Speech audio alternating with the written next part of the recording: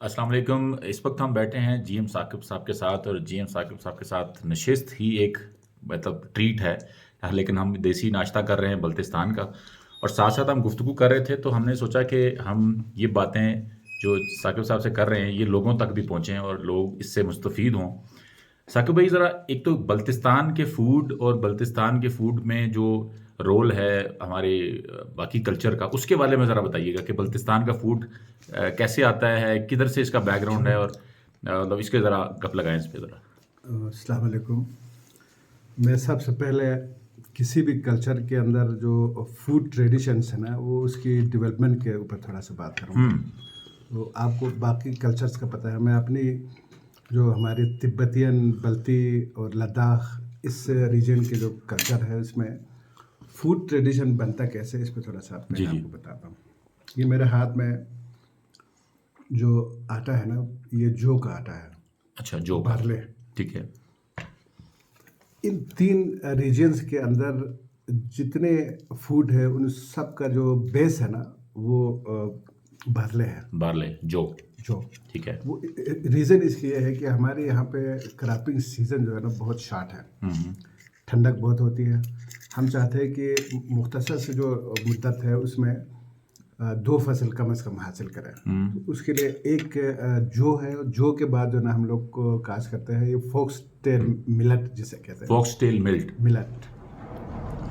ان 2 چیزوں کا ہمارے کلچر میں بہت عمل دخل ہے، فوڈ کلچر میں۔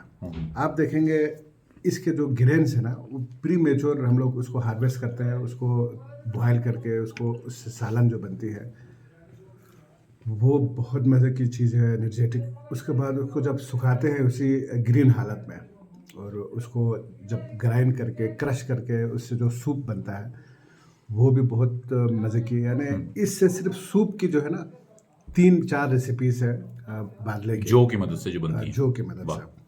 اس کے بعد اسی جو کو ہم زان، جس کو مرزن کہتے ہیں، گھی اور اس کا ایک پیسٹ سے بنتا ہے، آٹا سا، اس میں گھی ڈلتا ہے۔ یہ جو شتوت ہے اس کا جو مٹھاس ہے اس کو ہم خندق کہتے ہیں، اس کو اس کے ساتھ ملا کے یہ ہمارے ٹریڈیشن میں شامل ہے۔ اسی طرح فوکس ٹیل ملٹ جو ہے وہ اتنی گرم چیز ہے، وہ آپ سردیوں میں اپنی دادی کا بتاتا ہوں، وہ جب سردیاں شروع ہوتی ہیں، مرغیاں انڈا دینا چھوڑ دیتی ہیں، تو اس کو 15 دن جو ہے نا خوراک کھلاتی تھی اس فوکس ٹیل ملٹ کا، اور وہ پھر پکڑ کے کہتی تھی اس کی ادھر دیکھ کر، ہاں اب لال ہو گیا، اب 3 دن کے بعد انڈے دے گی۔ Very good. تو اب آپ اندازہ کریں کہ ہمارے اس ہارش کلائمیٹ میں لوگوں کو زندہ رہنے کے لیے اس کی ضرورت تھی فوکس ٹیل ملٹ، وہ اللہ نے اس علاقے میں پیدا کیا۔ وہ بہت شارٹ ڈیوریشن کی کراپ ہے۔ تیسری کراپ جو شارٹ ڈیوریشن کی ہے وہ صرف 1.5 مہینے میں تیار ہوتی ہے، بک ویٹ ہے۔ بک ویٹ، یہ 3 چیزیں، ان سے بہت ساری ڈشز بنائی ہے، بالکل سادہ قسم کی ڈشز ہے۔ اور پھر بعد میں ایسا ہوا کہ ہمارا جو دنیا سے لنک اب کا جو راستہ تھا وہ وایا کشمیر۔ اچھا، ہاں، یعنی کہ بلتستان کا کشمیر سے لنک تھا، اور راستہ جو روٹ کون سا ہے؟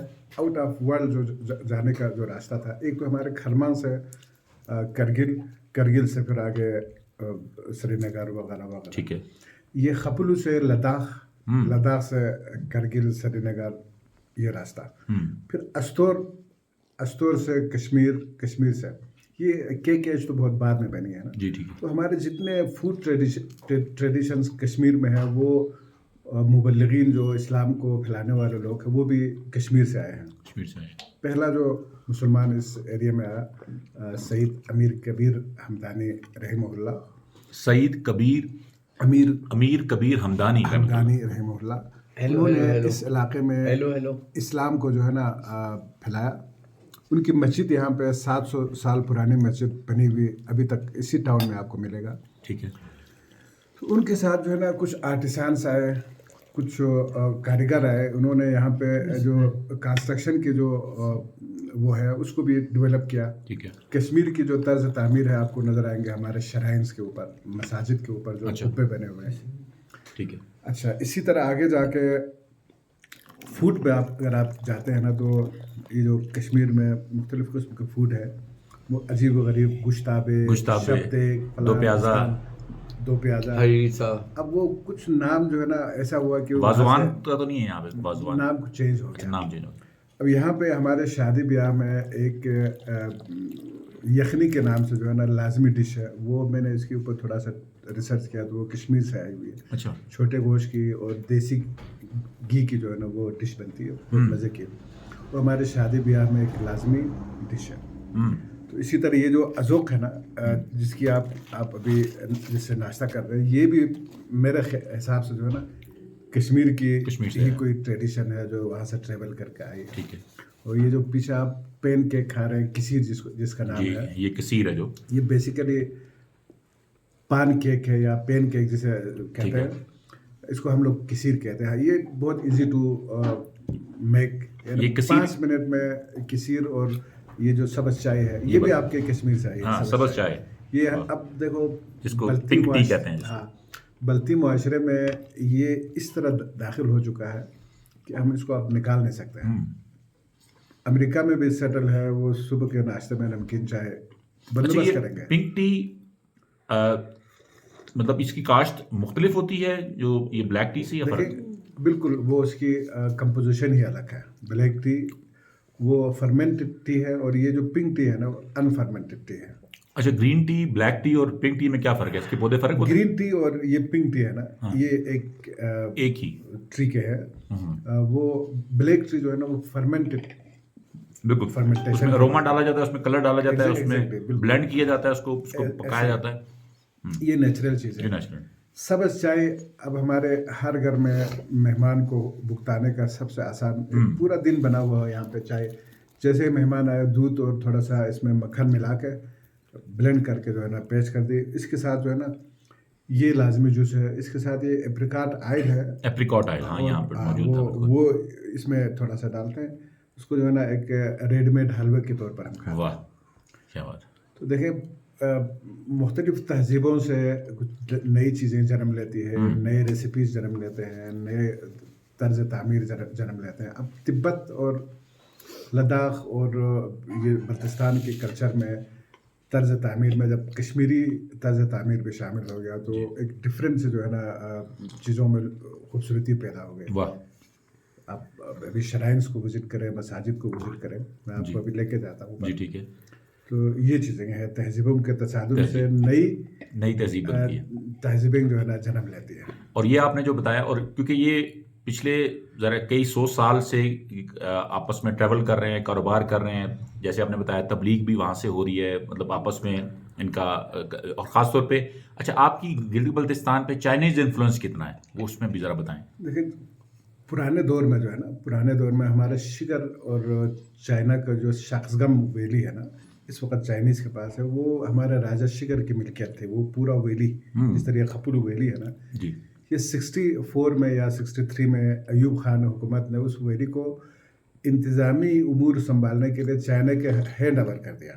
ओके, दिया नहीं है, हैंड ओवर कर दिया। हैंड ओवर कर दिया। वो अब चाइनीज़ कहाँ छोड़ेंगे। जी, लिंकेज थे। अब वहाँ पे शिगर वैली में अगर आप घूमे फिरे तो आपको बहुत सारे नाम ऐसे मिलेंगे जिसके साथ यारकन लिखा हुआ।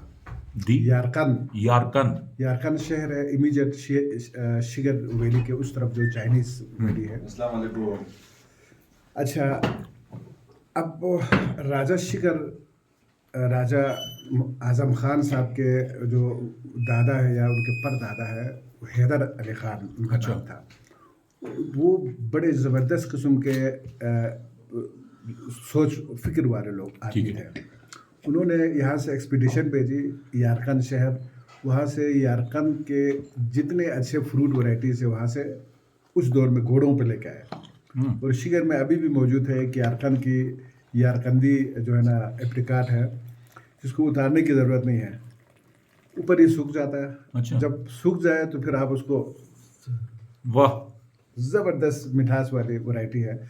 इस तरह यारकन की गुलाब है, यारकन की और भी बहुत सारी चीज़ें हैं जो अभी भी शिगर के हमारे अमाचा ख़ानदान के राजाओं के जो घर है उनमें आपको मिलेगा। लोगों के पास भी है, कनेक्शंस थी उस वक़्त। अभी पुराने ज़माने में हमारे ताले जो है ना, ताले वो लकड़ी के बने होते थे घरों में, यूं पीछे से यूं लगाते, बंद करते और खोलते हैं। ये जो है ना तर्ज तामीर चीन से जो है ना दाखिल हो गई है। वाह सर, ये क्या बना रहे हैं? ये सत्तू है, ठीक है। ये पार्ले का, ये आपने कश्मीरी चाय के अंदर डाला है कश्मीरी चाय का। बल्टी चाहेगा और ये क्या बनेगा इससे? इससे बेहतरीन किस्म का एनर्जेटिक किस्म का ड्रिंक बन गया ये। फूड बन जाएगा, फूड बन गया। जो हम नाश्ते के लिए इस्तेमाल करते हैं, मेहमानों के लिए इस्तेमाल करते हैं। इसमें थोड़ा सा खुबानी के तेल, खुबानी का तेल या डालते हैं, देसी घी अगर किसी को पसंद है। कोई चीनी ये भी सादा सी ग़िज़ाएँ बहुत हैं, सादा।